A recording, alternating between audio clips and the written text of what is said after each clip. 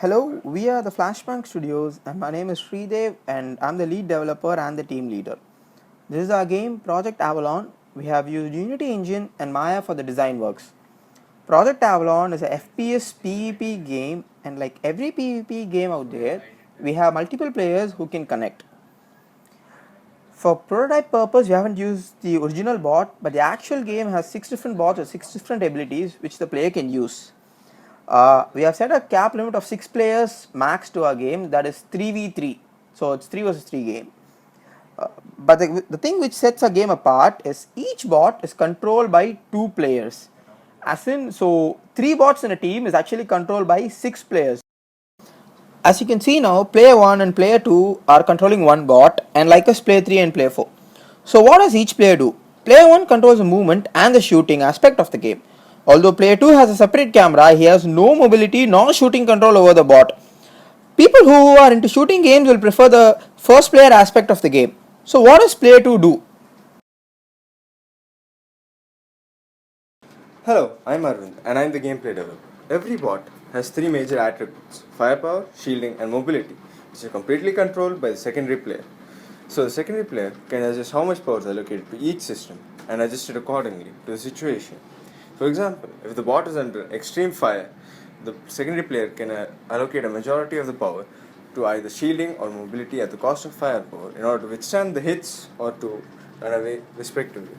Thus, the primary pilot functions as your FPS player and the secondary player functions as your RTS player. In this scene, there's only one bot spawn. The player 1 takes full control of the mobility or the control of the bot, whereas the player 2 takes full control of the attribute switches. On the right side of the screen, you can see the various attributes for now. Player 2 has the ability to switch them. There are basically 2 different types of switches. The switch which is going on right now is called the full switch. In such a situation, the player pushes all his values to one attribute, but while doing such a switch, he has a cooldown time of 2 seconds before he can switch again. Such switches come more on a point where player 1 needs like a sudden burst of movement or attack power, such vital and crucial points. And apart from that, the player can also switch his attributes based on his liking. But when he's switching according to his liking, there's basically no cooldown for it.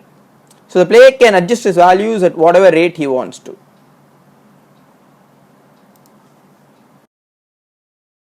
In addition, the secondary player will be able to control a drone capable of checking corners and scouting ahead. In certain levels, which are extremely dark, the drone will be capable of illuminating certain areas. This is a concept sketch of the player 1 HUD. The left side you can see his health bar, and there will be a minimal representation of his attack, defense and movement speed, because the player 1 is more focused on shooting and accuracy over these things. These things are more handled by the player 2. And on the top right side, we will also be adding a mini map to the game, like a very small pinging radar. This is a concept sketch of the player 2 HUD.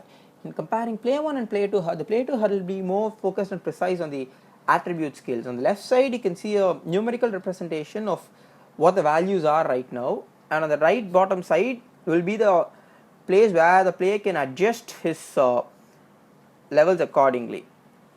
And at the top right, you also see the availability of a drone, and the player 2 will also have a range scale in the middle in order to help the sniper bot sometime to like specify where the opponent is, at what range he is.